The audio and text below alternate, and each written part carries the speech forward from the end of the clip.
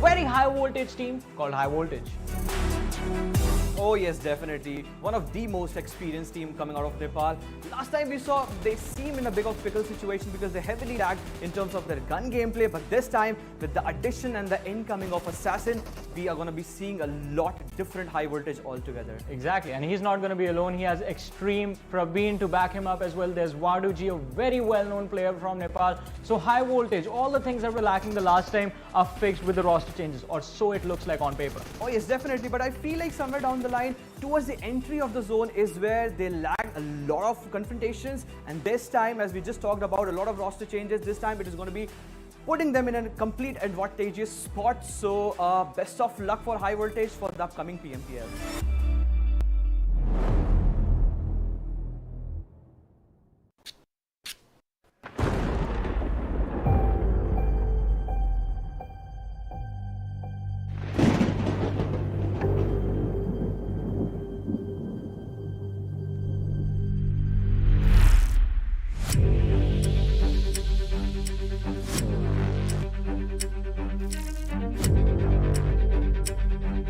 Each new era needs new champions. But to become one needs to rise to the challenges.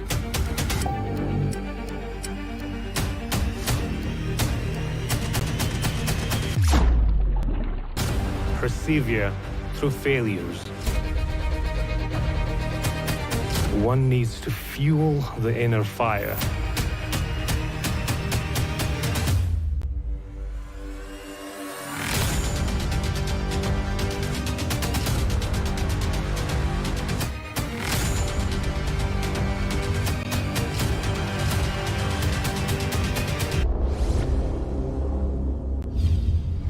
PMPL South Asia Spring 2022. The dawn of new champions.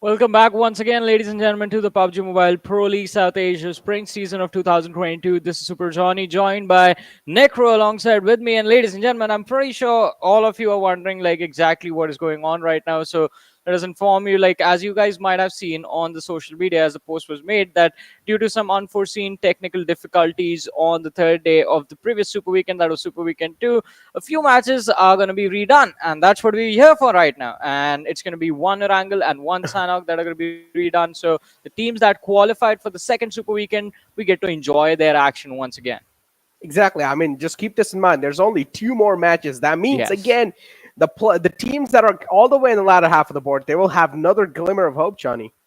Exactly. I mean, as you mentioned, the teams that were struggling the last week, I mean, if they messed up these particular games, especially, I mean, over here, I'm talking about the lads from TRZ because it wasn't really a good final day for them. Day number three is where they struggled the most. So it is their opportunity to secure some extra points with these two matches. If they can manage to finish in the top three in both of these games, that's going to be an extra chunk of points for them.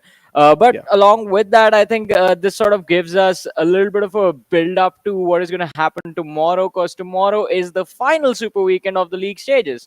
The teams might change, a few of them are going to be the same, but tomorrow the league stages, well, the closing moments of the league stages will begin and we will Yeah. start heading towards the final. Exactly. I mean, yesterday we pretty much saw the league play ending of the week 3 as well, and it Yeah. was an absolute utter chaos. Every single team, or especially the teams that were all the way on the top, they were just trying to go all in. They were trying to go all ham. Teams like Stalwart Esports, teams like Vibes as well. They had the pedal to the metal. They have amped Yeah. up their aggression, and in the week 3, that's what I'm expecting, even in the Super Weekend. But moving on in, currently we are again in the Super Weekend week 2 on day 3, and we're going to be covering the final 2 games. As Johnny mentioned, there were a couple of technical difficulties, and now that's why we're here again to cover those final 2 games again. And this is going to be a bit of rematch between the teams. Now, last time the results were a bit different because of, again, as I mentioned, because of the technical difficulties. Now, again, coming inside, you never know, man, Johnny. Imagine a team like Savage would take a chicken dinner, and now in the overall rankings, they would be even in a much more safer hand. I mean, exactly, and that is at the end of the day what it is all going to be about. But, ladies and gentlemen, since we are discussing the overall rankings and how this second chance for all these 16 teams is going to be super important, so let's have a look at the leaderboard as well as it is right now.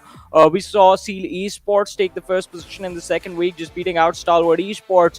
And as you mentioned, Necro Savage Esports, they bought themselves a little bit of a breathing room already, breaking into the top 7. They're sitting on the 7th position with 193 points. So if they manage to somehow capitalize on the 2 matches that are about to be played, maybe we're going to see them close in towards Train to Kill, who are in the top 5 right now. But you know what's exciting? Well, what's more exciting is going to be the second half of the leaderboard, where basically it's a fight for survival for a few of the names that are going to be playing right now. Yeah, and again, if I'm not wrong, Phantom Esports, they haven't really made it in the top 16, right? Yesterday? So again, now this is going to be another chance for Phantom Esports to try and get themselves in even better shoes. Now they're currently in 10th spot. You never know. Maybe moving in forward in the upcoming Super Weekend of the week 3, Phantom Esports might just be pushed down to the latter half of the board, and that's something Phantom Esports would not want. So these 2 games are going to be really crucial for teams like Phantom Esports, ElementriX, and also teams like Raw. Well, definitely, as you mentioned, Phantom Esports, ElementriX, Raw, who are also trying to find their way inside of the top 10 for now. But along with them, I think TRZ Esports, JyanMaara, these teams are also going to be eyeing the chicken dinner wins in these particular matches, because I mean TRZ, they haven't qualified this week as well, so it's super important that with these 2 games they get as many points as possible, so when the rest of the teams return, A1 Esports in particular, they at least struggle to think about challenging TRZ. Although 1952 7C Esports, I think these teams can still capitalize. 1952 are pretty much out of it, but 7C Esports will have an opportunity to secure a spot inside of the top 16 and make it to the finals. But ladies and gentlemen, as we mentioned, the only 2 games from the Super Weekend will be played, and it's just the Erangel and the Sanhok. We'll be starting off with Erangel, and then the last game of the day is going to be on Sanhok. Yeah, exactly. We're going to be kicking things off with Erangel. Again, a classic map to kick things off with, and then ending things on a way much more aggressive note, which is going to be a smaller map compared to Erangel. So things are, of course, going to be amped up quite a bit. Now, we did see a couple of these teams that are going to be playing today as well in the league play week 3, and pretty much every single team that is going to be playing in here, we saw them playing in the week 3, and it was like a completely different pace for them in the week. Yeah, I mean, it was a completely different pace. Yeah. I'm sorry to interrupt you. It's okay. All I wanted to say was just like moving on in now in this one too. They're also going to have that little bit of aggressive mindset with today. So I feel like we might see a bit much more aggressive games. I'm not sure. I mean, you stole the words right out of my mouth. I was about to say the exact same thing, that today I think the teams will definitely be a little bit more aggressive. And the reason being, there's only 2 matches to play. They don't have to worry about a whole lot of other maps and other games. But that also brings to question that the teams are struggling. Well, they are going to be a little bit more cautious about what sort of situation they put themselves in, what sort of fights they're going to decide to take inside of the game. Because again, for them, it's just the two matches, and if they mess up these two matches, then their opportunity is gone. For teams like TRZs who haven't qualified for the final week, it's just these two Super Weekend matches that they have been given an opportunity to redo. Otherwise, their Super Weekend journey is already done. But ladies and gentlemen, without wasting any further time, we're about to begin the actual PMPL match. But along with that, our little own mini game has also begun, and I think nothing out of the ordinary today. Everyone is just focused in on the two matches that they have to play now. Exactly. As you take a look at the player camps too, and every single player now is going to just be locked and ready.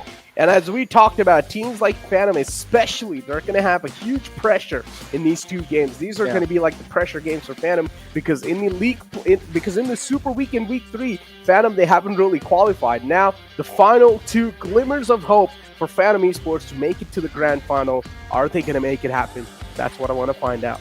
Well, let's see what the end result is going to be like. But oh, look at this, the trajectory of the plane. It's starting from somewhere around Lipovka and going towards the military island, leaning heavily towards the southern part of the map, ladies and gentlemen. And we all know what that means. I mean, the teams that are headed, who decide to head towards the northern side of the map, playing from the Georgia Pole areas, they're going to be in a little bit of a pickle right now. And namely, Raw Esports, IHC. So it's going to be quite interesting to see what start will these teams have. On the other side, Sealy Esports, Stalwart Esports, the two teams sitting at the top of the overall leaderboard, they're going to be the happiest of the bunch. Yeah, exactly. Savage, they're not going to have that tough of a time to get to their designated drop spot. It's Yasna Poliana. IT as well now, they're probably going to be going to their old school drop location, which is going to be Shelter. Dax as well in the Milton Power area. DRS right next to him. JyanMaara will, of course, stick to Lipovka. Now, two of the teams that I'm really going to be eyeing out for has to be Seal and Stalwart Esports. Now, you guys would say in the chat, that's nothing really special, right? Everyone has their eyes locked on these two teams, but why I'm really eyeing out for these teams is that they have the other teams' fate in their hands. If they want, they can destroy a team's game, and if they want, they can even target teams like Dax. If they want, they can also target teams like TRZ and make their life even more miserable. But let's see what the actual game plan is going to be for the team, as well, the circle is in front of us, centered around the Shelter area, and IHC, they're smack in the center of the circle for now, though. I mean, we still have to see if they decide to move towards Georgia Pole and, well, play the slow game that we have seen them play in the recent days. On the other side, the early drop collisions, I think it's just the lads from Vibes who are in sort of a very tricky situation, but even they will have an opportunity to get away. Deadeyes Guys, High Voltage, and T2K seem to have dropped together, so it's going to be quite interesting to see if once again we're going to see an early fight. The last time this happened, High Voltage almost went on to wipe out the players from Deadeyes Guys. And even though Deadeyes Guys lost 3 players in that match, they finished 3rd, mind you. So I think it's going to be quite interesting to see exactly what these 3 teams will decide. But it looks like T2K have gotten away with it, and they have disengaged, like gotten a little bit of distance between them and their neighbors. What will the other teams do? What will the other teams do? That's a question that I'm wondering too. I mean, you know what, Johnny? Yeah. We already know what are the results of the League Play 3, and this is something that's even making things even much more exciting. Exactly. Because we know there are a couple of teams that are going to be struggling even harder in the Week 3, and these 2 games are just the last glimmer of hope for them. Exactly. And I think that is the reason that some of the teams that, as you mentioned, who haven't made it to this final Super Weekend, we are going to see them. Well, we're going to see them under a lot of pressure. And we know, I mean, some of the biggest names also do tend to crumble under pressure. But T2K on our screens and Sandesh, it seems like, has taken a lot of damage, is already super low. And not just that, Johnny. In the League Play 3, even Raw did not qualify. So Raw and Phantom Esports, and 1959 here too. But Raw, Phantom Esports, 1952, and TRZ were the 4 teams that did not qualify for the Week 3. And for Raw and Phantom Esports, they will have to go all in. This game is going to mean their lifeline. If they do not really do that great in these 2 games, then we might as well just count them out the entire grand finals, because this is their final chance. As we talked about it, the last glimmer of hope for them. TDK Sandesh is already taken down quite low. But I think so he should be able to patch himself up. Don't exactly know the reason why he's so low, but again, it doesn't really seem like the area that they're in. It's contested by anyone else. Well, let's see. Savage Esports on our screens have managed to find their way towards Yasnaya Poliana, and we all know, I mean, in situations like these, they are pretty much quite isolated in the early game stages, so we won't see them be a part of any action up until the mid-game point, and it's only been 5 minutes inside the match, so again, since all the teams have had their preferable drops, I don't think the early game situation is going to be as intense as we want it to be. High Voltage have taken easy control of school apartments. We saw Wives moving in from the southern side towards the Water City as well. So they're going to be starting their early game loot stage as well in a few short moments. But along with that, I mean, just the circle being towards the eastern part of the map, a lot of the fights could break out in the next 5 minutes when Esports, Stalwart Esports decide to cross over, specifically with the players of DRS. I mean, we've seen Stalwart Esports collide against them again and again, but look at rules. It looks like Yante knows exactly where this player from DRS is. Exactly, and if you talk about Savage, they're currently sitting on 7th spot in the overall rankings. Right underneath them is DRS, and then Skylightz Gaming as well is following them. Dax, they do hear a couple of gunshots in the front. Don't exactly know if they want to take any actions against it or not. For now, they're just holding their triggers, not really revealing their position. Skylightz Gaming, too, taking things quite slow. Not really trying to amp the aggression up. And so far, we haven't really seen any bodies hit the deck. I mean, things have been taken quite slow at every single team in the lobby. I mean, it seems like they have realized the depth of the situation. Now I'm just waiting for Seal and Stalwart Esports to leave this area of the military island and just try and go on in and just spoil someone's game. Well, let's see exactly when do Stalwart Esports decide to do that. I think they have already started to move towards the Novorepnoy Bridge, but for now it's just Dax against DRS, and hey, someone started shooting. It was Gyante, I believe. No, not Gyante. Someone from his team, though, just taking those single tap shots towards Rules, but none of them managed to connect. Rules being extremely careful in this situation. Moving forward, I think this is also one of those fights that is inevitable for either of these teams in a circle like this, but DRS, they need to be extremely careful about this, because looking at the map, it looks like TRZ have started to close in on their position as well. As the great Thanos said, I am inevitable. Yeah. Yeah. But I think they're just trying to slow it down for these teams. 7 minutes in, still no action, and Rules just going on top of the rock again and again, just trying to see if he can keep a track of where the opposition might be. And so far, I mean, he's able to hear the general direction of where the shots are coming from, but he hasn't really spotted like an actual player in front of him. He's just waiting for the actual visual confirmation. As soon as he gets that, I'm pretty sure he'll probably try and pepper some shots down in the front. But so far in the lobby, we aren't really seeing anything happen. IC2 is right there near the shelter area. They're taking things quite slow. IC now, they don't really need to move from here. They're right in the smack center of the map. CO2 now, they're finally going to start to make a move from left island. That means teams like ElementriX will now need to watch out.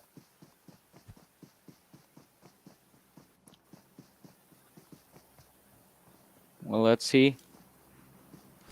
I mean, a massive cluster forming towards the prison, shelter, mansion positions. IHC still smack in the center, but so far they have managed to be completely isolated. Onto the southern side towards farms, they have High Voltage and TRZ just waiting for a hint of where their preyers are going to be. And DRS, their positioning is also quite interesting. Look at that 3-1 split. Rules present towards Dax, and the other three players just watching the Milta City about to be a part of some action, at least since Stalwart Esports seem to have crossed over, and they're holding the compounds quite close to the Novorepnoy Bridge. On the other side, the ElementriX and Esports, look at them on the edge of the circle, right up against each other. Maybe a Yeah. fight is about to break out. I mean, I literally talked about this like a while Yeah. ago. These two teams are going to clash, and that's what exactly happens. ElementriX trying to hold Seal off at bay, but they're finally going to engage into a fight. Seal, they do get a couple of line of sights on the players of ElementriX, and they're actually able to get the first blood through. It's going to be Demo to let the water or to open the floodgates for his team. And ElementriX pretty much being unsuccessful in trying to stop the entire push or the entire horde of Seal. But there are a couple of players of ElementriX coming even from the back, from the blue. So Seal, they will have a bit much more threat to try and worry about. The threat is still lingering on top of their heads. And Seal, you better start moving. Because if you're not, you need to position yourself in a better spot in the next zone. Let's see. I mean, Esports, as you mentioned, priority is going to be to position themselves to find some cover so that when the circle shifts, they don't have to deal with a lot of pressure of moving around and taking those fights at the same time. Skylightz Gaming on the other side have taken control of the Potato Hill and will be able to, well, at least keep a vision of the players from ElementriX rotating around from the hill. And Stalwart Esports, although, have spotted out TRZ. A few shots being taken, but none of them connect. And Stalwart Esports. TRZ in the front. We talked about some of the big teams just trying to spot someone's hopes and dreams, and that's what Stalwart Esports are trying to do here. TRZ in the front. TRZ is one of those teams that's quite vulnerable, and they haven't even qualified in the week 3.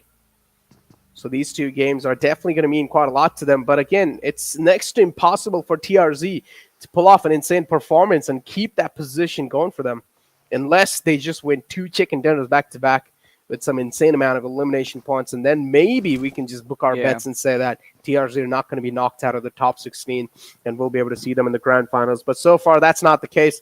TRZ, they're currently in the 15th spot with 86 points in their bank. And how are they going to try to nail that spot down? That's something they're going to figure out in these 2 games.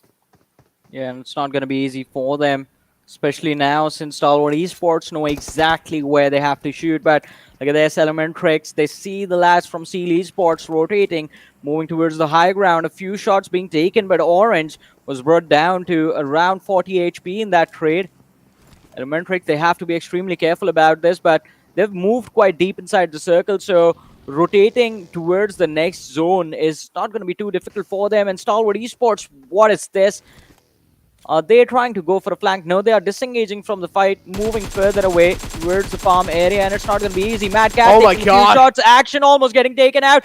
Does manage to get away as Mad Cat has to go for a reload. Runs out of ammo in that clip, and while all this was happening, Scribe was just waiting for Mad Cat to step out in the open, just inside that house, still holding his position. Yeah, 14 is not going to step out of that. The Stalwart Esports action was taken down quite low, so the rest of the players as well, they're not going to start a book in. Taking their sweet little distance, having that social distancing between them. Top of the great positioning on top of this house. Every single team in the lobby currently, they're just waiting for the next circle shift, and it's actually going to shift up north. Quite a drastic circle shift right here. All the teams on the right side, as you can see, it's a huge wave of vehicles moving in. Well, it is a huge wave of vehicles, and I think high voltage IHC, they have the perfect opportunity to be the gatekeepers to the zone, but they will have to take a lot of fights and absorb a lot of pressure for that.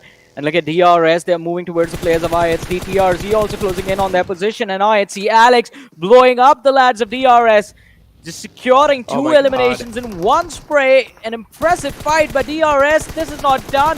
TRZ coming with the third party, and that's the first exit of this game, ladies and gentlemen. DRS getting eliminated super early in this matchup. Yeah, they just got grouped on by 2 different teams. TRZ too, just joining the fray and taking advantage of the fact that they were also being hurt by IHC in the front. TRZ, easy cleanup for them right there. Take a look at the replay as well. This is how things really went down between the players of ElementriX. They try to hold them off at bay, but Seal, they just make it look like they own the entire map of Erangel, and they're not going to be stopped anytime soon. You take a look at elimination leaders. Currently on the top is Top from the side of Stalwart Esports on 94 eliminations, and then you have Action with 90 eliminations to follow it up. And then Seal, the rest 2 are right there. Volley and Demo. Volley and Demo, this deadly duo. from Seal is making wonders currently. Well, yeah, definitely. It's just pretty much like the top 5 are the Mongolians, and then the rest are like barely taken by any other South Asians. I mean, there's just one South Asian lad in the top 10 right now, and it's been Joker from the side of Vibes, who has been very, very impressive with the level of aggression he plays with. But we'll talk about that a little bit later, as Manish is going to start shooting towards Pika from the Stalwart Esports squad. And oh, there go the tires. The buggy, it was out of control. Pika got out. Action is going to be there to rescue him out of perdition, but they do manage to get away. TRZ, they've put one vehicle out of commission in Stalwart Esports. How will they react to this? Damn, he got on top of the vehicle so quickly too, right? He did not even stop the buggy. Instead, he just kept going, and then Pika just got on top of the buggy with his teammate pretty quickly. And TRZ, they're still left clueless. Maybe now they know a bit that there's no one behind the buggy anymore. But it's quite cool. TRZ, 3 players here. All 4 players are up and alive for this team. 15 teams alive so far in the lobby. DRS was one of those teams that got taken out quite early. Man, I'm quite worried for all these teams, man, especially teams like Phantom Esports, teams like Savage. I mean, not really Savage. Yeah, Phantom and TRZ, I guess. Yeah, Phantom, TRZ, and Raw, because Raw as well did not really make it in the 3rd Super Weekend. So these teams are going to have a heap load of pressure. I mean, definitely, and they will have to make sure that they somehow manage to get the top 3 minimum in this match and the next one. But 15 minutes in, still 15 teams, 58 players still alive in this match. Zol with the M24 running in and out of the shack. They do know where the players from TRZ are, but I think IHC will try to see if they can backstab them while TRZ tries to push for the circle. On the other side, the Stalwart Esports up against the players of JyanMaara. Action, he knows where No Fear is, and No Fear is trying to close the distance, get towards the house. It's not going to be easy for him to survive this fight, since Cry is also there supporting his teammate. A lot of util is going to be tossed towards No Fear. Oh, he's been spotted out behind the walls. Cry with the nade can take him down, and there's oh my god! He's instantly knocked out, but Cry, he's going to be traded out by Gunner. It's a knock and a finish. JyanMaara keeping the numbers quite even. That's 3v3 fight still. The only reason why I said, oh my god, was those nades were placed so beautiful. One nade was on the right side of the wall, one nade was on the left side of the wall. Even if he decides to go on the right side nade will blow him, and even if he decides to go on the left side, the nade will take care of him anyways. Beautifully placed, a nice team communication play coming through from the side of Stalwart Esports, but still JyanMaara were able to slip away, and execution on their hands. Vibes and Skylightz Gaming going head to head. As Joker now has a little bit of a scar rail to work around with. Is also going to take out the tires of the vehicles in the front, making sure Skylightz Gaming, they're not going to have an easy way out of that compound. Well, but let's see. Pika right now, proned out, hiding behind a tree. The players from Vibes, they have him surrounded right now, and even though his teammates are present on the other side, they don't really have an option, any option of supporting him in this fight. It has to be Pika against the entirety of TRZ in this one. Tries to fall back, but they can take him out. On the other side, the top has managed to find a few knocks. They are looking to capitalize. Action is going to be knocked out in the trade. Seal Esports against High Voltage. 2 knocks secured. Leo with a nade. Can he find the 3rd as well? As Demo comes under heavy fire and is going to be knocked down along with Wally. Leo with a nade toss is going to dish out the damage, and the knock is going to be secured as well. High Voltage, only 1 lad remain, and the car was flipped as well. That's how aggressive this fight is. Assassin from behind the tree. A 1v2, and I see the backlines. Whoa! Whoa! Icy! And now it's the entire squad of IC too. Just moving on in. They want to contest this compound as well, but Seal, they've now got a grip of that. Wally's the only man left alive, or scratch that. Wally will be back up on his feet. He was the only man knocked out. Leo too will now follow the fray up. Great opening found from the side of IC, and now they're just going to pinch the wounds on top of Seal. And so far, Wally's trying his best to fight back, but he will get reflexed on by Zol. A great retaliation frag and a great reply from his side too. Now it's all down to Baron, the final link alive on the squad of Seal. Well, but let's see, Baron. If he can take this individual battle against Zol, then it's going to be a pretty much even situation between him and the last player from the side of IHC. Alex on the other side is getting a revive, and Baron runs into the blue to try and survive.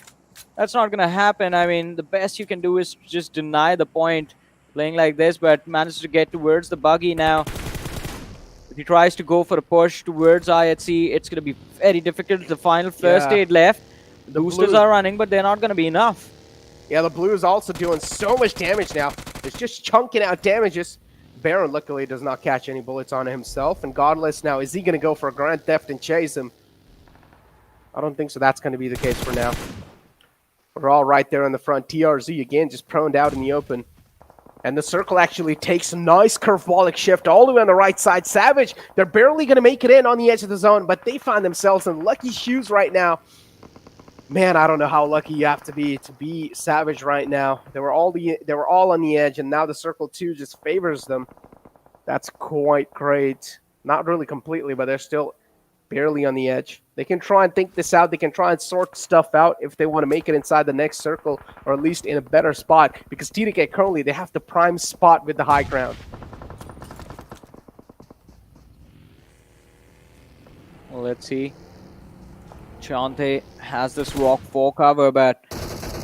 Oh, Stalwart Esports getting taken out by the lads of Savage from the distance as they were too distracted with the fights. And look at what Dax is doing, just running around Spike, just driving around in that buggy, trying to see if he can secure extra points, finishing off JyanMaara. Finally, Dax have managed to eliminate the competition. One more is going to be out of contention. TRZ getting eliminated. Dax have secured 3 elimination points from this match already.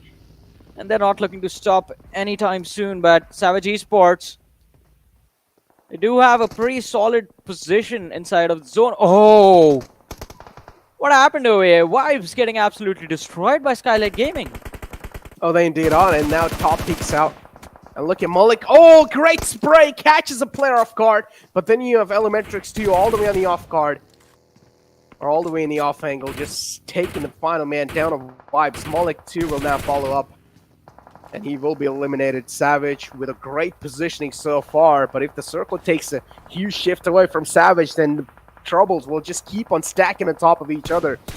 And if got his eyes deadlocked on the top, and he's not going to let him get out of harm's way. Well, let's see. Skylightz Gaming, they have managed to survive the assault from Vibes, and now looking forward to move further in this match. Top 7 team surviving, 22 players still left in the lobby, and Stalwart Esports top. He's the final player surviving for his team. Just healing behind that vehicle. Finally deciding to get up, but Neef, he knows where to shoot. Dishes out more damage than Top can handle, and with that final headshot, does manage to secure the point for his team. So now finally down to the top 6, 20 players alive. Dax, Phantoms, Raw, Savage Esports. I mean, that's going to be the main fight right there. Zeol in a 1v2 takes down one, but Rig did the finish. We talked about this. This game's going to be quite instrumental for Raw. Yeah. Means quite a lot too, but currently they're in a really dicey situation. And how are they going to get out of this? That's something what I'm wondering. Assault is going to move out in the open too. Steps out of the cover.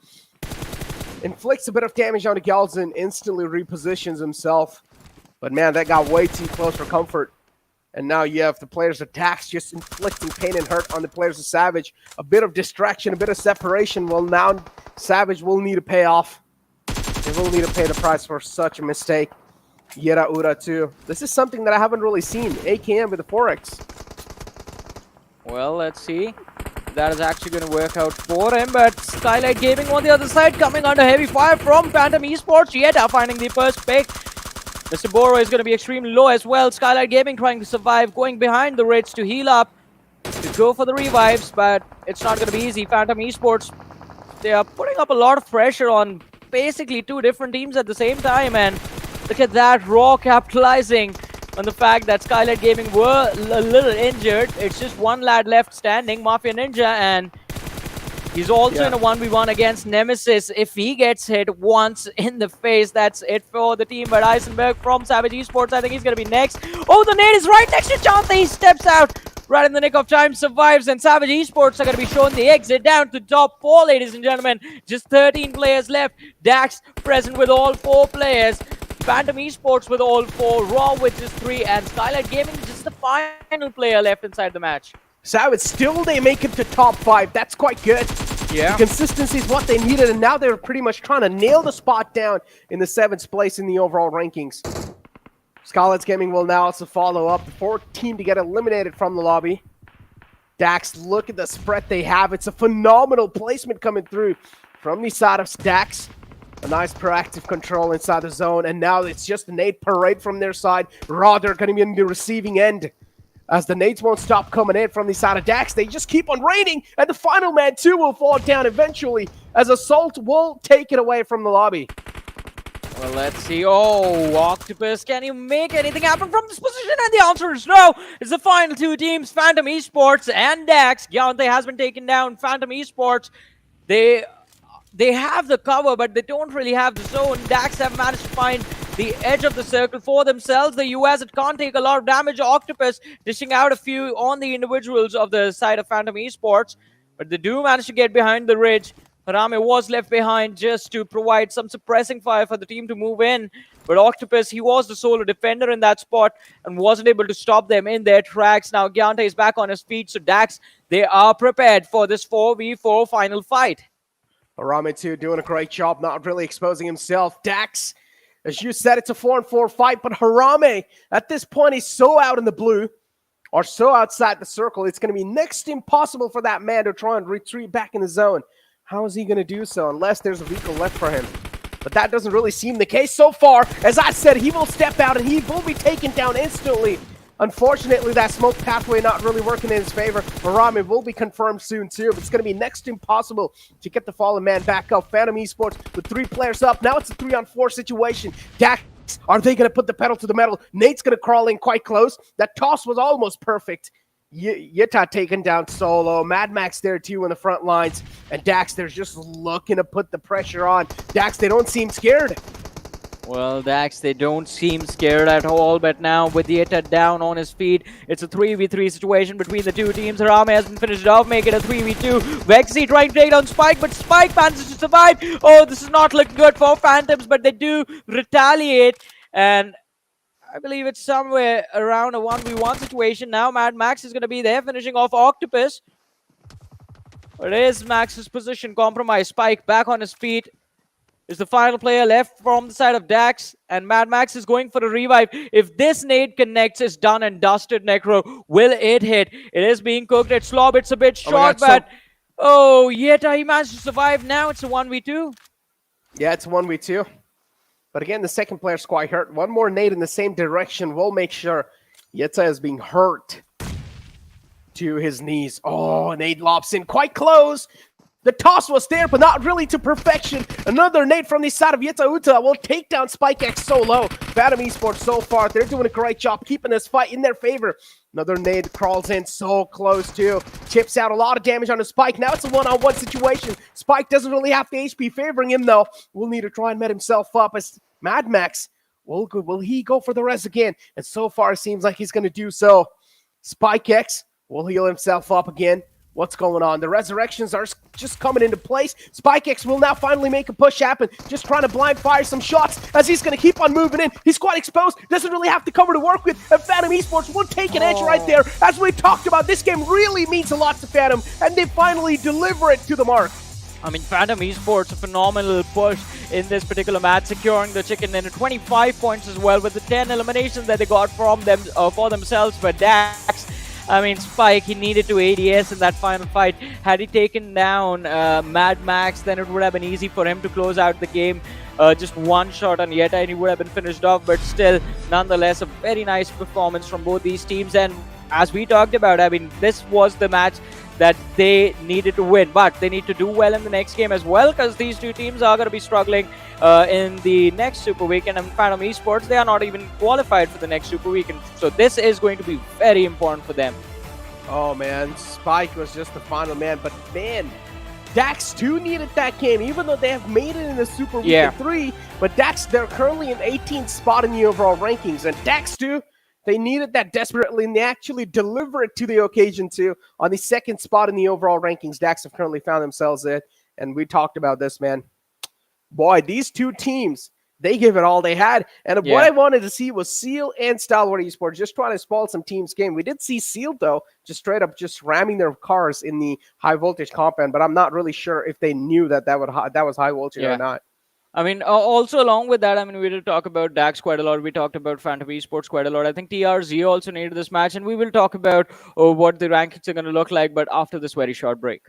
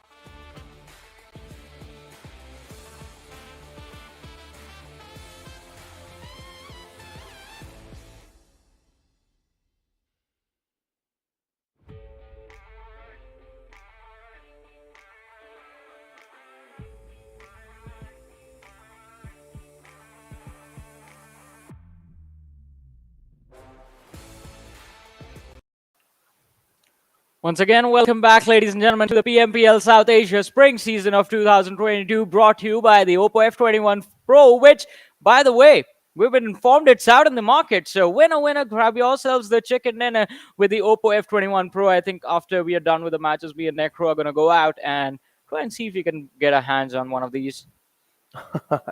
Man, they're absolute beauties, as you can see in the advertisement too. Just a slick design right there of the phone. I wish I had it, but again, as Johnny said, they're going to be out soon. They're not just yet. They will be out soon in the market. So I am waiting for them to pop out, and then I'm just going to instantly grab it. But let's take a look at the most valuable player. Let's find out who's going to be that lucky man. It's going to be a player from Dax. Spike again will show himself up in the most valuable player. Well, definitely, and Spike, I mean, did do a lot for his team Dax in that final fight. Tried his level best to secure the winner chicken dinner for his team. But hey, I mean, still, at the end, points are all that matter. So even though the win wasn't there, the Phantom Esports lad took the win away from them. Still, I mean, the points are going to be enough for Dax. And considering, as you mentioned earlier, they were on the 18th position. Top 16 was really far away from them because High Voltage is there guarding the gate with previously, which was 86 points, and now I think it would have gone up because High Voltage also had pretty decent time in this match. Mad Max is going to be there in the list of top players, followed by Kazi. Stalwart Esports Chop is going to be there, even though the survival time is just 20 minutes. He was able to dish out a lot of damage. Exactly. You take a look at stats comparison in front of us. This Phantom Esports, they're going to have 1290 damage on their name, and then on the other hand, Atrax will have 1982 damage wrapped up. Damage received, as you can see, Atrax, they're going to have a bit more. That means they were actually exposing themselves to try and take a lot of fights. And that in itself is also shown in the damage stats compared to Phantom Esports. And the Elims, though, the conversion's not really there on the side of Dax, but still something we can let it slip by. Well, yeah, definitely. I mean, it can slip by them, but still, I mean, the no regrets from this match. I think both the teams gave their level best. Looking at the match summary right now, Mad Max is going to be there with the highest eliminations, followed by Spike, Kazi, and Gyante with 3 eliminations on the 4th position in that list. Top is going to be there one way or the other. This time, in the highest damage dished out in the entire game. In 20 minutes, he dished out the highest damage in the lobby. Wow. I mean, they indeed gave it all they have, right? They fought till tooth and nail, and they had no other choice. They needed to fight for this, and especially Phantom and Raw. They really needed these games. And Raw, too, kind of right there, delivering as well, but they need to do a bit more better in the upcoming games. As you do see, Raw in the third spot, they found themselves with 17 points in the pockets. But if you take a look at overall rankings, I'm pretty sure Raw, they're not going to be out of harm's way just yet. On the other hand, I'm not really sure about Phantom Esports. Are they going to be safe, Johnny? You think so? I think so. I mean, they've managed to make their way into the top 8, and there is quite a lot of difference between them and the teams underneath. So I think Phantom Esports, they may survive. But what I'm worried about is one of the teams that is not performing because they failed to make it to the second week. It's Venom Legends, because their drop is going to be, well, it's going to keep on continuing. They have made it to the third week, so it's going to be quite interesting to see exactly where do they finish the league stages. But still, this was quite a match in front of us right now. And again, now we wait to see what the overall rankings are going to look like. We know Phantom Esports have made it to the top 8, but where is Dax going to be from the bottom of the leaderboard? Can they close in on the top 16? It's going to be very tough. I think it's close to impossible. But hey, I mean, there's hope, right?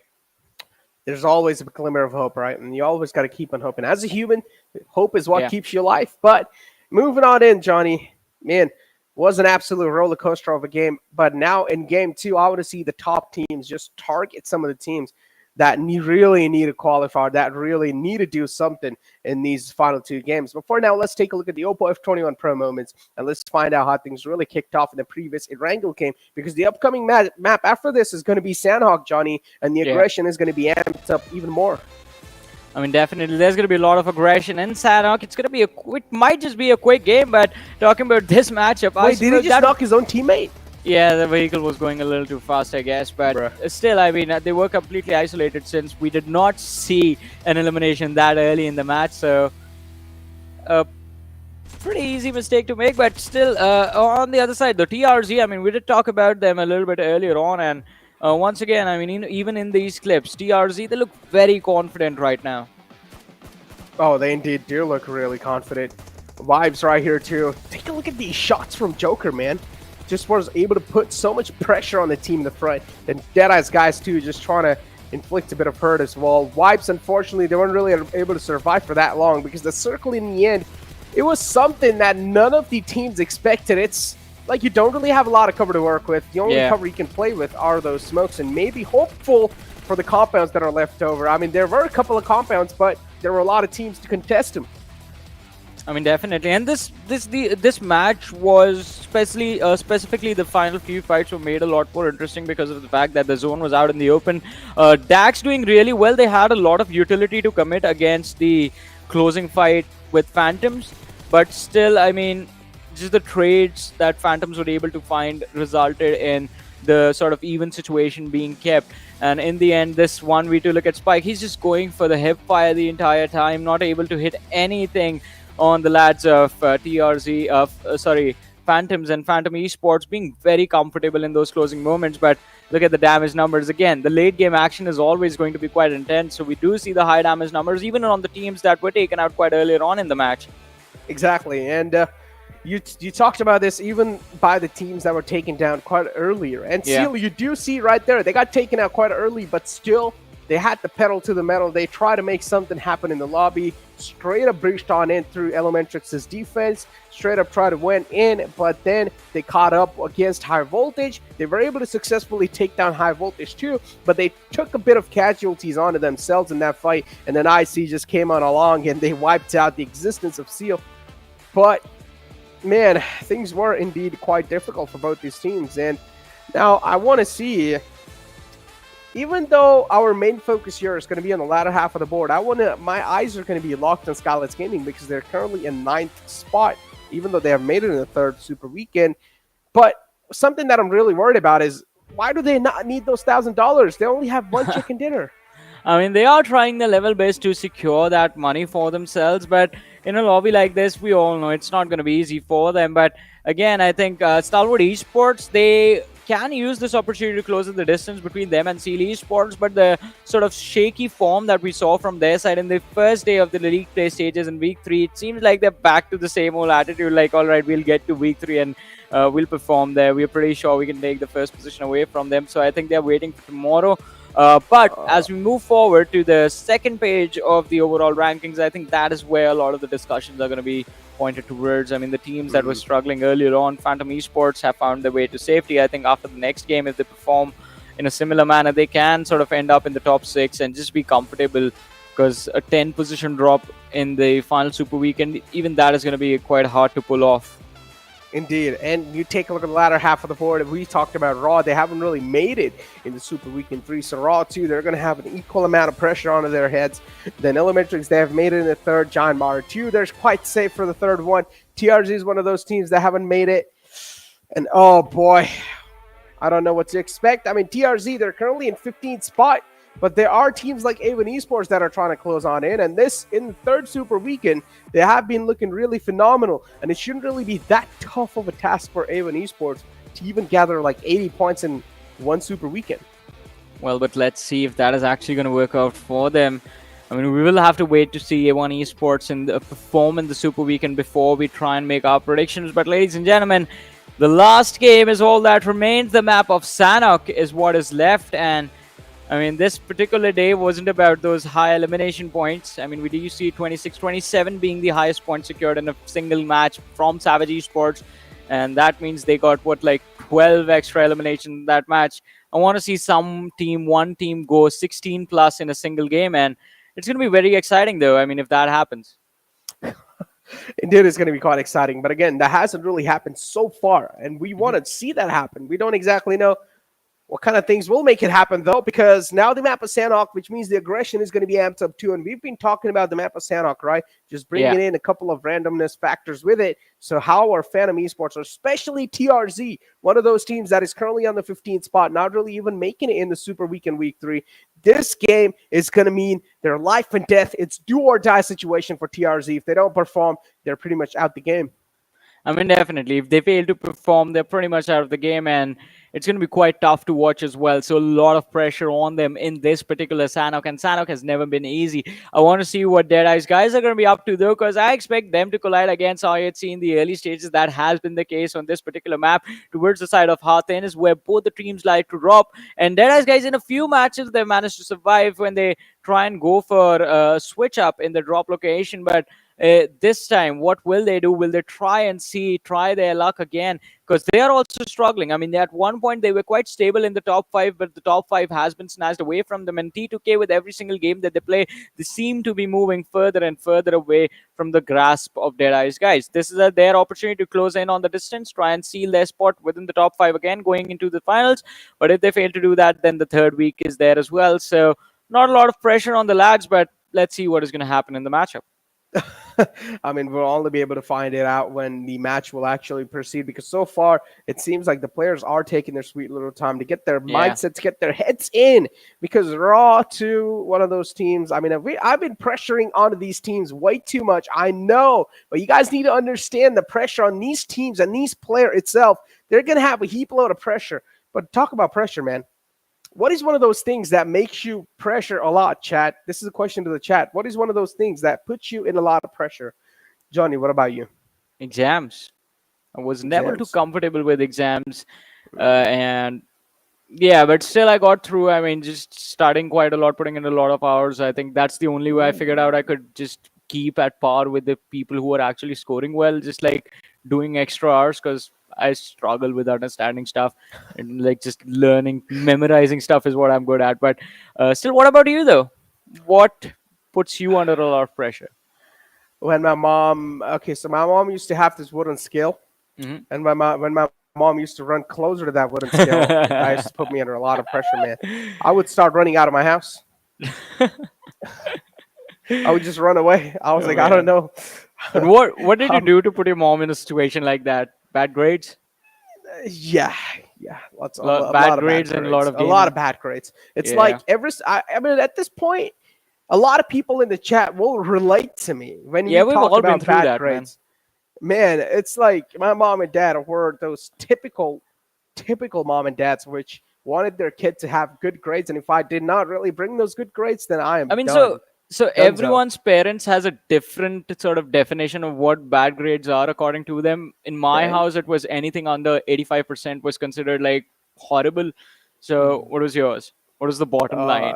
Okay, so my bottom line was same. I think so. Anything under 80 was like really Yeah. bad grades for my mom and dad. But then I still remember in my ninth standard, which is where I took things quite a little bit chill. I got 55 percentage, 55%. Oh, wow.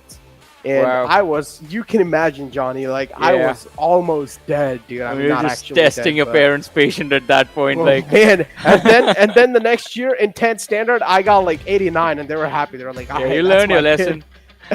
you only do stuff like that once, trust me. I mean, they make it seem like, yeah, you can't do this again, which is quite true, but let's see. I mean, the second opportunity was given to these lads because what we are discussing about the grades is a similar situation between the teams and their organization as far as the points in a match in a lobby like PMPL is considered, especially the Super Weekends, ladies and gentlemen. I mean, scales are not involved, but it's more of a professional thing right here. But Sanhok about to begin. We did see the player cams. Everyone's focused in on the game like the previous one, and there's the plane's trajectory. This time, well, starting from the southeastern side of the map, heading towards the Camp Alpha Island. So since it is Sanhok, this trajectory is considered quite standard and not a lot of trouble for any team to drop in on their desired drop location though. Apart from a few IHC, we do see them dropping out of the plane. Where are the lads from DE? They have decided to go towards, well, Tatmok and Cow position, not Hatin. Wow. Interesting, though. Interesting, yeah. This plane flat path is quite good, but again, teams that do want to go towards Cow, we did see Deadeyes Guys and TRZ clashing over and over again, and that the clash is going to happen too. And oh, the circle this time is going to be shifting on the top left island. Oh my lord, this is going to be an interesting game. I'm telling you right now, I just can't wait for the ending. But yeah, Deadeyes Guys and TRZ, they're going to be locked in and loaded against each other too. Hopefully TRZ though, this time they've done their research. Well, definitely. I mean, just using what felt like an abandoned position for them, but Deadeyes Guys dropping in on them in the early situation might be something that they are not prepared for. And it's going to be quite interesting to see how both the teams are dealing with this right now. Deadeyes Guys trying to go for a push. All right, behind the door, sitting with the DBS. Chari, he does not realize what he's running into, but Fardi, he just finds one knock.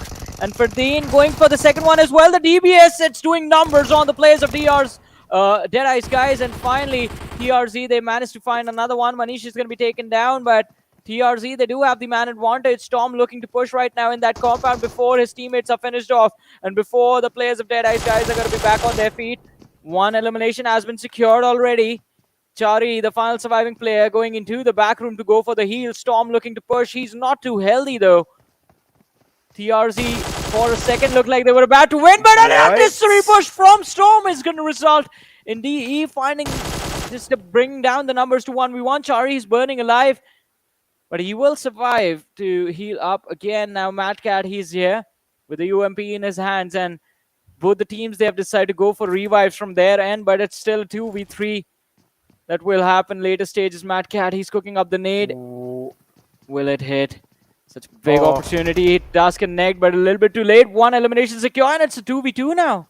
Yeah, but the amount of casualties taken on both these teams, that's something TRZ cannot afford. Yeah. TRZ really needs this game in their hands, and we talked about TRZ. I mean, they need a lot of eliminations to try and secure. At this point, we might as well just count them out, because Deadeyes Guys is one of those teams that's not going to like to get out of this spot just like that. They will at least try and inflict a bit more pain and hurt on these teams in the front. TRZ, too, they have no intentions of backing out so far. Madcat, he's quite healthy. He's also going to wrap up a bit more loot to try and support him. AKM in the head. Is he going to try and amp up the aggression? That's what I want to know. That's something I want to find out. Because a lot of teams, they've already started to rotate on in on the other island, on the Hatin Island. But again, both these teams taking things slow. DBS reloaded too. Storm might just be looking to make the push happen. He's fully boosted as well, Johnny. Just waiting for the right call, just waiting for the right moment to strike. A little bit of retaliation fire. Shots missing. Shifu is now going to find himself in a bit of receiving end. TRZ trying to fight back, and now it seems like this is going to be it for them. Shifu, great move from this man. Well, let's see how far away will they be able to get from this situation. Godless does hear the players of Phantom moving around in front of him, and I believe he has seen them with the way he's just holding his position behind this rock, waiting for his teammates to show up so that he's not caught off guard in this fight. And even though there's a little bit of distance between the two teams, it won't be an easy situation for them to deal with if Godless is caught off guard. But T2K Jane finding Sanchir, an instant knock and finish on the lads of Savage Esports. Eisenberg and Hershey, we do see them in the distance, but will they be able to get their revenge? I don't think so. Talk about getting a revenge, though. Boy, Savage, TDK, Deadeyes Guys, right next to each other. And one of the players in TDK is quite separated out. Godless, though, gets taken out right here. Is he going to get pushed on? Is he going to get pushed on? For now, he seems like he's a bit safe, but he was taking shots from the back lines. Oh, it's Stalwart Esports just third-partying and spoiling the entire game for these teams. Phantom Esports, one of the players was taken out. It's Vexy in the water lines, and he is able to just try and swim his way through. It's going to be a bit tough to try and confirm that frag from the side of Stalwart. Maybe now they're going to do so, and that's what exactly happens. Stalwart, 2 easy elimination points for them with an entire fray of third party. Well, but let's see. Stalwart Esports, as you mentioned, 2 eliminations have been secured. Can they secure more? They're looking to push towards the players of Phantom Esports, and it's not going to be an easy push. Pika, being the one leading the charge, does see Mad Max behind the window. Goes for a few shots, but Mad Max, he was inside the cover at that time, so none of the bullets connect. Action doing the same thing. They are putting that lad under a lot of pressure, but now they decide to fall back, realizing there's no way they can pick this fight. Phantom Esports have a perfect crossfire laid out to protect themselves in those huts. Alex, there we go. IC now is going to find a great reply. A strong reply back to the players of Stalwart. A taste of their own medicine. Not really so. I mean, that was not really a third party, but in a one-on-one fight, IC able to win that duel. That's quite a big one, too. A great opening that IC needed to either back off or try and capitalize on this fight. But so far, IC now, their positions compromise some completely different team, and they're catching bullets from the other side. IC, they need to get out of harm's way as quick as possible, because if Stalwart, they are pissed, they will just keep the pedal to the metal. They're getting shot at all the way from the far fray.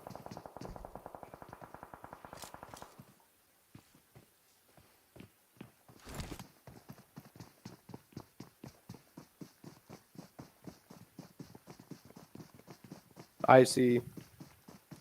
Well, he's Right out in here. the open. Yeah. No competition around, so I think he's going to be feeling quite comfortable. And slowly and steadily, as you mentioned a few moments earlier, the circle headed towards the Camp Alpha Island. I think it's going to be quite interesting to see how the teams are thinking about crossing over to the other side. Talk about thinking over, though. Dak so far, pretty good. On the edge of the circle. Haven't really found that great of a spot, but what I'm really worried about is going to be Savage, Deadeyes Guys, and then TDK. Those 3 teams right next to each other. And Savage have already gotten a knock onto themselves. One of the players of Savages went down. Are they going to go for an instant rest, though? Because we do see the players of TDK closing on in slowly and steadily. And they're getting quite close. This is way too close for comfort. But they want to push straight into their comfort zone. And that's what TDK, they're trying to do so. Getting real up close and personal now. Sundesh just trying to shoot it out. Just trying to take out the final man of Savage. And within a blink of an eye, it's the entire squad of Savage wiped out of the existence. Well, let's see. Another team biting the dust in the early stages of the game. 8 minutes in, and well, I see constantly jump peeking on the players of JyanMaara. Finally, I believe no fear has been spurred out, but I see he is a little bit further away from his teammates, so he's waiting for an opportunity or waiting for them to close in. Right now, I think the call out has been made from the lads of IHC that they're just playing for information. No aggression being displayed from their side in the early stages of the match. It's quite interesting. Oh boy, look at him. Just running out in the open snipe. That's something you do not want to do. Oh, he will be caught. Instant confirmation to follow it up. IHC, you cannot let these frags get away to IHC. Because this is one of those teams that feeds on the enemy fear. And if you give them frags like that, then they know you're going to be feared even more. And IHC will keep on just feeding on your souls. Well, definitely. And I think, again, as you mentioned, as you screamed, I mean, it wasn't a good decision to run out in the open like that. But IHC, I think patience from IC, it paid off quite nicely. Because he wasn't giving a lot of footstep as well. He was just using the free look mode to keep a vision on the other side of the rock. And he was able to do that quite nicely. Yep. It's dropping again and again. Damn. It's the multiverse. Yeah. Just a time loop. Someone Stuck calling on the Doctor airdrop, Strange. yeah. We need to stop this. I don't think he's listening anymore. Dealing with Spider-Man is quite a lot. Hey, I forgot I'm the Spider Strange. Oh, yeah. Yeah. But yeah, Deadeyes Guys, take a look at the rotation now. They do realize they don't really have the manpower to try and fight for their spot, so they're just going to try to rotate all the way in the outskirts, get a better spot for themselves inside the other island. JyanMaara is going to be there too. High voltage on the hilltop, getting a great position. Deadeyes Guys with two players here. And yeah, look at him. Just in a jet ski, two friends having a great time. Johnny, that could be us. We need to get a jet ski first, though. It's quite expensive. That's going to cost my entire bank account. Yeah. I mean, plus not even that. Even though we don't live anywhere near an ocean, man. You sure about that? I mean, yeah, we can't ride a jet ski on top of that ocean.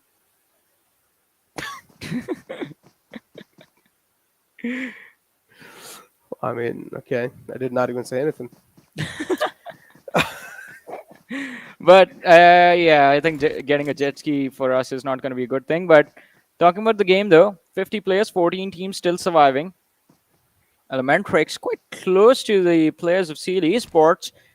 So if they decide to abandon this spot, or more precisely, if they are forced to abandon this spot on the riverfront, then it's going to be quite deadly to them. And look at Susan. Oh, through the broken wall, I believe he has seen the player from IHC. Oh, he's got his eyes locked onto him without a doubt. And Baron, too, right here in the front. The entire squad of ElementriX. And it's just a solo, cute little man, Baron. There are the rest of his teammates, though, but Seal, they're spread out quite a lot. And how are they going to try and initiate this fight? There we go. That's how they are. An easy opening from the side of Demo. Now the rest of the ElementriX players are going to be quite unsettled. And you are going to probably see the panic and the paranoia set in. In Cuss 2, we'll get a nice retaliation fire. A great reply from the side of ElementriX. Well, but let's see how far can they push it. It's not going to be easy. Sassy has been taken down. Incus and Orange remaining.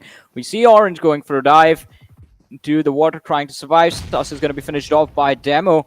And Incus is not far away. He was holding on to the shoreline.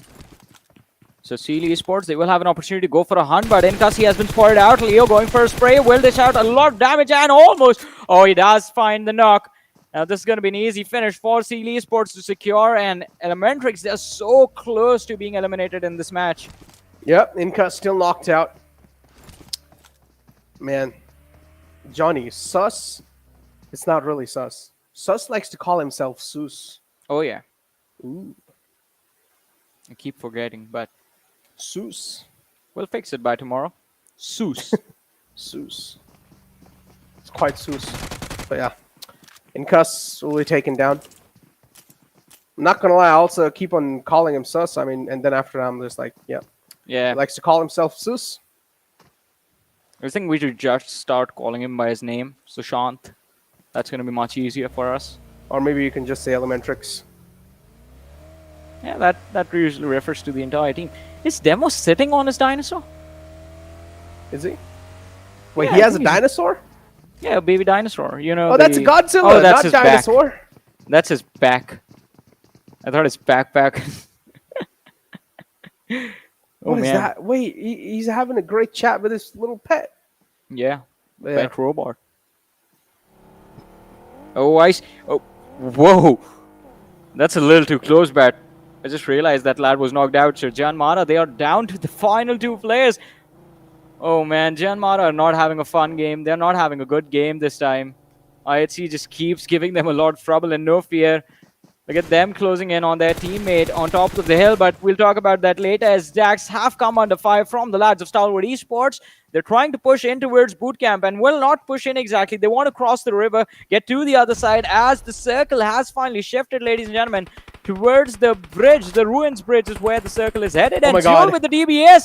Again. JyanMaara, they're almost done. No Fear is the last surviving player, and DBS at that range is going to be quite deadly. Plus, the damage from the Molotov is going to eat him alive, and that's it. JyanMaara have been eliminated from the match as well. Yeah, the final match just going to fall on top of the flames, and now Stalwart taking an exit from this fight too.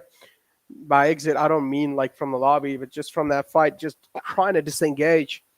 No intentions of actually making the fight happen. DR is currently in a great spot inside the next zone. The next zone is going to be shifting right underneath Camp Alpha near the bridge. The bridge is also going to be there.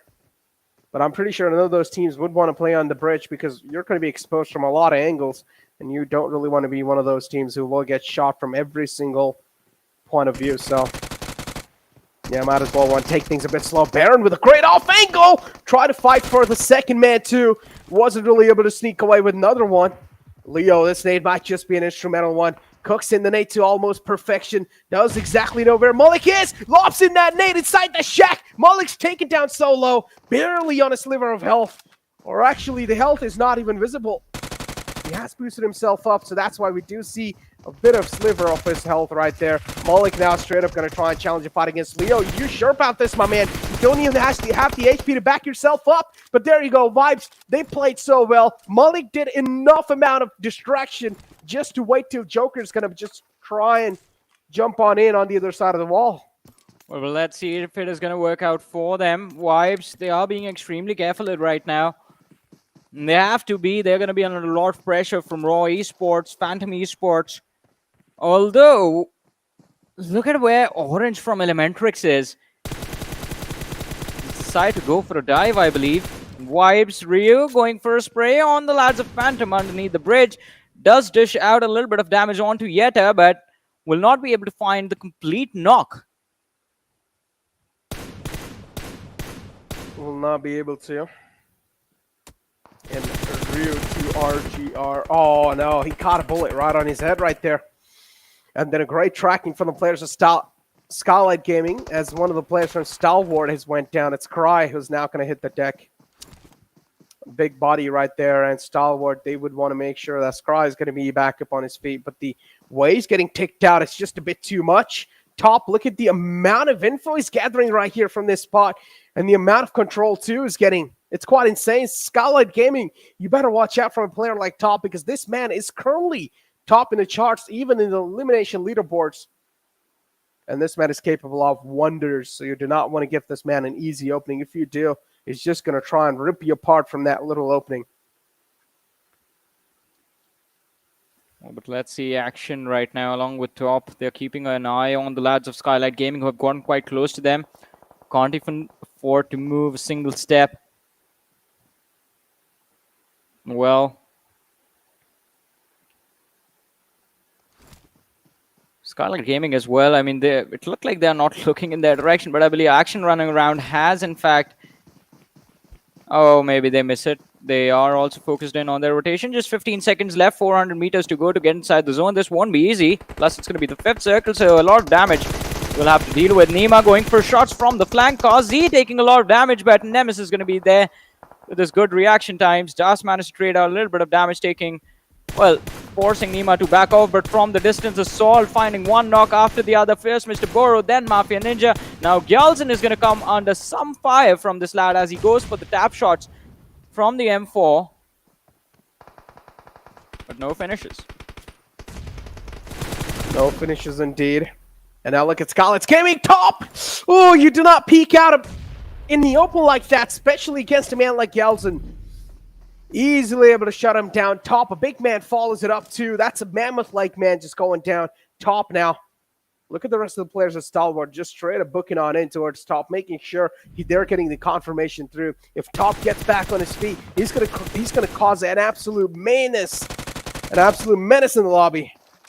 And you want to make sure, man, like top, the threat is being eliminated as early as possible out from the lobby. Action spotted out too. Phantom Esports, instead, they catch a couple of return bullets. It's Skylightz Gaming. So again, I mean, I just want to mention this, that even for Sanhok, this game is very controlled and very, very stagnant. I mean, we are not seeing that usual Sanhok chaos at this point as well, even though we are at the 20-minute marker, still 11 teams, 31 players surviving. And it's just a small little mini fights that keep on happening where a lot of the teams have lost their individuals, but let's see, Raw Esports, could they be next? As Wexy from the side of Phantom Esports was finished off earlier. Mad Max is knocked down. Harame is taking a lot of damage as well, so he's going to be knocked out next. And Yeta could be the last player standing for his team, but that's not the case as even he backs off. ElementriX Orange, oh, he could be spotted out. And in fact, for now at least, he's inside the zone, but will the situation be the same in the next few seconds, or will they have to make a run for the shorelines as Orange will now share his position with Rig? And Phantom Esports are still alive in the game. With the final man up too, he would want to make sure that he's at least, taking things as slow as possible and getting those placement points for his team. And we've currently found a group of friends, which are not really from the same group, but still, it's okay. They have managed to convert one of the other players from other group into their group, so that's a nice conversion. But Raw, they're just going to spot out so many fishes in the barrel, and now they're trying to take him out one after the other as Rig is in the front, moving on in, just juggling around. He wants to close in a bit of distance, trying to get a bit up close and personal. Malik exposes, but he got shot at by DRS all the way on the far fray. And oh my god, the Yam is just going to get a confirmation. Well, but let's see. 9 teams remain, 23 players still alive. Vibes, they are so close to getting eliminated. Rules with the Orm in his hands can, in fact, well, become basically, again, Grim Reaper for a lot of these teams. And I believe he's just waiting for the players of Raw to expose themselves. Oh, Kazi is going to be spotted out. Will Rules connect? Fires the shot and misses the mark, but will go for another one. And in the meantime, though, ElementriX's last surviving player takes down Kazi. Rules going for the elimination secure with the help of the Orm. Yeah, quite an easy steal for him, but still Orange, oh, he's been finally shut down. We're down to the top 5 teams, 15 players still alive. And now Rules from the top is just being the Overwatch. The king of the hill too, Assassin, but he's still going to try and move on in out in the open. Even though he was in the open, all the odds were stacked against Assassin. He's still able to make it back to safety. Man, this man's skilled. High voltage, though, they're going to have a lot of voltage to try and deal with. A bit too much for them to handle, maybe. But there we go. That's a nice reply from the side of high voltage. TDK, when other players gets taken down, Siog now is going to try to get the Reds up on the Legend. Assassin taking things slow behind this little rock. TDK as well. They have no other option than to let high voltage have their own comfort zone. But Rules might just be the spoiler. Well, let's see.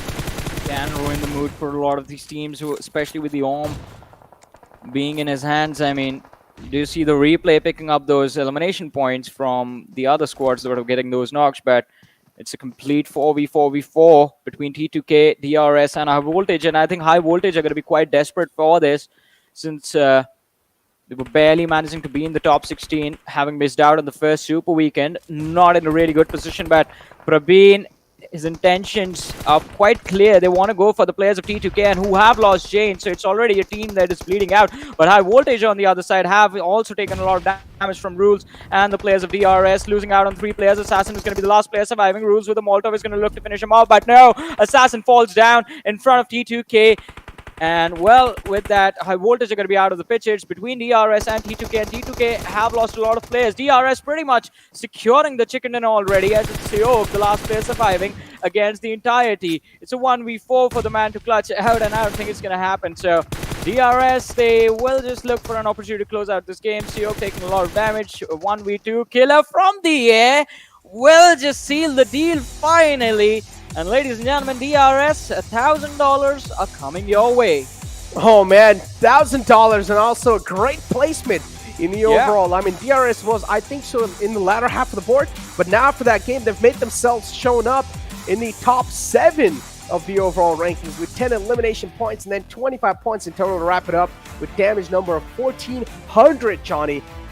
Man, some big stats from this team and also a great chicken dinner. Well deserved, but again, something that I'm really going to be eyeing out for are the teams that were sitting out. For example, Raw Esports, they were one of those teams, or they are one of those teams that haven't really made it in the Super Weekend 3, including Phantom. I think so Phantom, they are going to be out of harm's way. Yeah. But still, just to get a confirmation, I want to take a look at the overall rankings, and man, I'm pretty sure we're going to be seeing a lot of ups and downs there. I think I agree with you. I think it's going to be quite important to see where do Phantom Esports and Raw Esports end up after this particular match. I think Phantoms are still pretty much comfortable. Raw is the team who will have to figure out exactly how the third week is going to go for them. I think not figure out, but just wait and watch what the third week is going to be like for them. Phantom Esports, I think with the previous match, they were in the top 10. This game did not really go their way, but still, they will still remain in the top 10. So not a lot to worry about. But high voltage on the other side, this was very important. High voltage, by the way, they were sitting on the 16th position with just 86 points. So it's going to be quite interesting to see where do they go with their final push. But hey, I mean, we're going to be looking at the stats and the overall rankings, but after this very short break.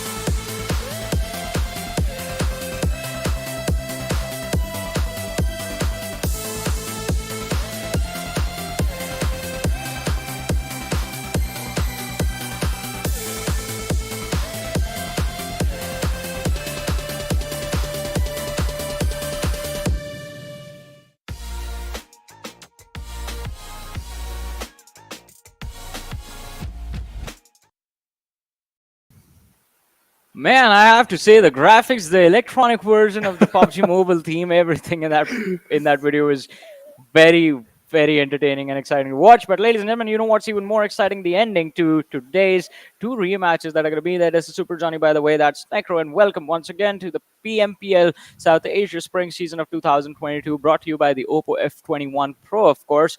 And we are done with our day's matches already, Necro. Just 2 games were there. We are done with the Erangel and the Sanhok. So I guess it's time to move forward and have a look at the stats. Yeah, exactly. As we take a look at the stats too, I'm pretty sure we're going to be taking a look at the most valuable player of the previous game. But more than that, as I said, there's going to be a lot of hype around the final overall rankings, because after this Super Weekend, we're going to move it on into the third Super Weekend immediately, because we just went through the league plays yesterday. Yeah. So it's going to be quite interesting. Let's take a look at the MVP and let's find out who's going to be the man of the hour, the man, the myth, the legend, as some people like to call him, who was able to perform pretty well in that previous game, because I saw Rules. He was able to pop some heads with that AWM. Is he going to be there? Yes, he is! Man, what a prediction. I mean, the AWM action definitely does bring Rules as, well, put him, in fact, as the MVP of this game. 790 damage dished out, 5 eliminations secured, 1 assist, and just 4 knocks. And also, I mean, he was picking up a few eliminations from the other people's knocks as well, so that's going to be there as well. Plus, DRS, I think this second dinner win was quite exciting to witness from their end as well. I think in the earlier days, we were seeing DRS kind of struggle just a little bit, and I think now finally DRS might be able to bring themselves to the old form that we have seen from the lineup. Even though it's a different lineup right now, I think the pressure that's there on these lads that are playing under this new the new DRS that's there is of the fact that they need to live up to the legacy and the expectations that are there from the fans every single time they hear the name DRS. But looking at the rest of the list of the top players, all right, so it's quite red, as 3 lads from T2K squad are going to be here. Sandesh, Legend, and Suyog, with all securing 4 eliminations each. Oh boy, 4 eliminations each, and man, TDK, it seems like they were able to do quite well. Deadeyes Guys, we did see them, I mean, take out almost, I mean, pretty much the entirety of TRZ, and then later on, they were just down to a 2-man squad, and for now, I think so they were able to survive for a decent amount of time in the previous game of Sanhok. As we take a look at the stats comparison between DRS and Trying to Kill, and of course DRS, they're going to find themselves in a bit of an edge, or no, as we scratch that, TDK, they're going to find themselves in a bit of an edge, because you take a look at the damage number, 1962 damage, and then 13 elimination points. Trying to Kill, they went Hab. The aggression was the name of the game for TDK. I mean, definitely, as you mentioned, the aggression, just going for those fights was their game plan in the match's entirety. And look at that, 1962 damage dished out. But DRS, I feel like they look a little bit more aggressive. Not aggressive, but impressive. If you compare the damage dealt to the damage received ratio right there. Because 1400 dished out, just 300 taken. I'll take that trade any day of the year, month, whatever you want to for DRS. And again, it was majority of it was working out because of this man, Rules. Talk about Rules, man. Boy, oh boy, with the damage numbers too to wrap it up, 790 damage dished out from this man, and then highest assist to 3 assists, and then Sandesh is also going to find himself in the longest distance elimination. Well, longest distance elimination, 240 meters. Yeah, not really that long, you know? Yeah. Not really used to, because so far in the entire PMPL, if I'm not wrong, we haven't seen a single elimination beneath like 300 meters. I think we've seen quite a few, but even they were like 280, 290, somewhere around that. Like quite close really, to 300, really yeah. Close, yeah. We haven't really seen something getting that close, yeah, but sub 250, I think that is where we kind of lag. But again, to be fair, Necro, it was Sanhok. The map isn't that big. Oh man, now I take a look at the match rankings though. High Voltage as well is one of those teams that every single game is going to be counting for them. The clock's ticking for High Voltage, and even Dax, and they need to perform, because Dax in the previous game, man, they got taken out quite early. Something that they did not really anticipate coming their way. Phantom Esports too, one of those teams I expected, or at least I had huge expectations from this team. They weren't really able to deliver up to the mark. I mean, it's quite an unfortunate series of events for them as far as this game is considered, but still, I mean, hope is going to be there for the team. And also, we still are waiting for the overall rankings, ladies and gentlemen, which I think is definitely be quite interesting. I mean, a little bit of a comparison will definitely be done by us based on what the rankings were before. And I don't think there's going to be a lot of changes. I think Phantom Esports were already doing well in week 2, so they have just moved up, so they've improved upon their performance. But let's see. I mean, it's going to be quite exciting to see, once again, relive the moments of this game, as we will have the Team Part 2 zone, ladies and gentlemen, for DRS. Oh, and take a look at that, right? DRS, they dropped kind of like a split between Sami and Nakam. One thing I'm telling you right now, if you want to wrap up a lot of first states, and a lot of meds. And if you even want to go for a potential heal strat, these two places are one of those places that is surrounded by so many much more like smaller compounds. And usually this is on the edge of the map too, so it being contested, the chances are quite low. So I feel like these places are the best places to find yourself meds in. I mean, definitely, as you said, I mean, just starting off in those isolated spots, I think specifically on Sanhok does allow you a lot of breathing room in the early stages. That gives you the opportunity to just stay calm and think exactly how do you want to progress based on where the circle is. DRS, the only risk that they took, which I think could have backfired, was just using the water to rotate from Tambang to the Camp Alpha Island. Had someone else been on the other side, close to the compounds that are right next to the bridge, I think DRS could have been in a world of trouble. But hey, it doesn't matter. The team survived, they made it to the other side, and that's all that they wanted. Yeah, exactly. And then in the end too, they just had a bit much more dominating position in the entire final zone. High ground to play with, compound right underneath them, which was contested by high voltage if I'm not wrong. But still, in the end, having the dominating position overall, also to end things on a high ground, Johnny, that's something that's really needed. Exactly. I mean, it just makes the situation, the fights a lot more easier for you to deal with. But for now, ladies and gentlemen, let's move forward, have a look at the Oppo F21 Pro moments of this particular match. And this, I mean, I loved what Fardeen was able to pull off in this fight with nothing but a DBS in his hands. Exactly. DBS, man, I'm not going to lie. At this point, you can't even just say just a DBS now. It's an understatement, man. DBS is a monstrous weapon, and it's like a battering ram hitting your chest. Yeah, it has the capability to just like blow the entire squad into just like some pieces, dude. DBS is an absolute shredder, and you never want to start in front of it. DBS and Groza are two of the guns that I fear the most. What about you? The only difference being, I mean, for the Groza, you have to get to the airdrop. For the DBS, not anymore. Yeah, you can find it on the ground. Earlier on, I think DBS being switched up to the normal weapon, I think me and Ocean were having this conversation. We had this conversation almost a while ago when the gun was introduced, that even though it's an auto shotgun, I mean, just the fact that it was in the airdrop was like the thing that was making it, well, one of the least used weapons in the game. Yeah, underused. But still, I mean, now since it does spawn normally, I think it's become a lot more reliable, not reliable, but a lot more viable option for the lads, since every single time you go for an airdrop, you are running towards a beacon that's attracting a lot of attention, and it needs to be worth your time. But talking about worth his time, I think we are going to see the final few closing moments, and Killer with the superhero moment right there. Look at him go off.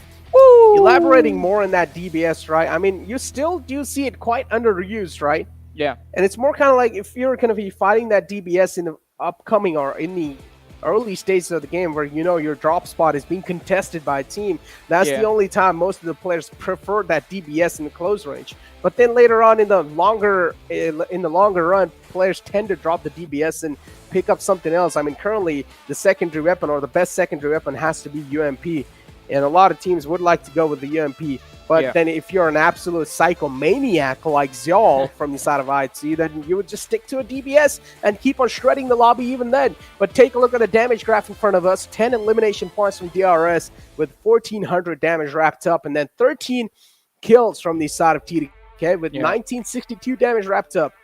I think, again, I have to mention this. I know the people are going to be quite tired with this, but I have to say this, that if we talk about DBS, there's a man called Aito-chan who's an absolute legend. You guys need to watch the PMGC 2021 performance, 2020 performance from the lad. I mean, he was just a killer with that weapon. But, ladies and gentlemen, the overall rankings in front of us, and all right, Necro, so Savage Esports and Phantom Esports are still quite comfortable. Phantom Esports is at least 200-point marker has been crossed. 200 points marker crossed. And then, again, I don't know if Phantom Esports are going to be safe, even though, man, maybe, okay, yeah, you know what, Johnny, I give it a pass. I think the Phantom Esports are safe because on the latter half of the board, I just want to take a look at the latter half of the board and find out how things are really looking like, because now you see here Raw, right, 196 points. I think so even Raw they've qualified at this point. Maybe the only teams that are going to be on the verge of elimination potentially can be ElementriX, JyanMaara, and TRZ, I mean, they're right there too. But High Voltage, they've made it to the third Super Weekend, if I'm not wrong. So Yeah, I they mean, don't have to worry. so 1952 are already out. They haven't qualified for the third Super Weekend. Oh, yeah, Along they're with out. them, I think TRZ, they're going to take a drop because 91 points. High Voltage will cross them over in the very first game tomorrow. So the TRZ, they're going to be there on the top 16 for at least the first day, I believe, if things go well. But I don't think they're going to survive the Super Weekend. Phantoms is in the best position right now out of the teams that haven't qualified. I think Phantoms, they have the best spot for themselves, and they're not going to be playing. So they miss out on the opportunity to secure the $1,000 for the winner chicken dinner win. But still, I think it's quite a decent run that they've had during the league stages, and I think they can start preparing for the finals. But look at the elimination leaders, the top 5, all the Mongolian heroes, the Titans are going to be here, and Top has stolen the lead from Action, and he's 7 eliminations ahead, 98 on Top and just 91 on Action. You know what I want to find out? What A1 Esports are they going to be able to pull off in the final yeah. Super Weekend? They will have 3 days, 15 games in their hands, Johnny. What can they make happen in those 15 games? Are they going to be able to be consistent enough to make it to the top 10? Or are A1 Esports just going to fall down and disappoint every single fan in their region? We'll only be able to find out in the third Super Weekend. As I said, 3 days, 15 games still in their hands, and all they need is top 16, ladies and gentlemen. It doesn't sound that hard, but trust me, the lobby is going to be even tougher than ever. I think this cutoff is somewhere, the cutoff for the Super Weekend qualification, it's going to fall somewhere around 150 points or something.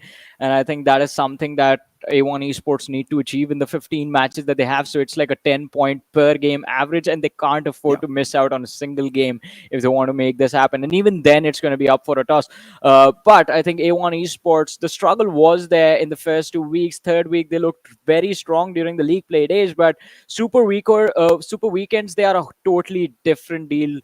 Totally different set of monsters you have to deal with when you step into the Super Weekend matches. I mean, every single team just takes their gameplay level to a whole another level, ladies and gentlemen. But you don't have to wait a lot for this action to commence, because it's going to be beginning tomorrow.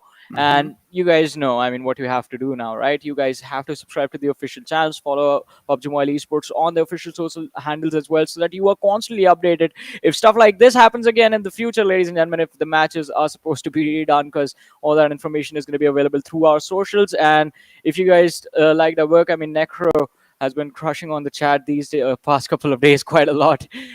So you guys can hit us with a follow on our socials, which are going to be right here and right there.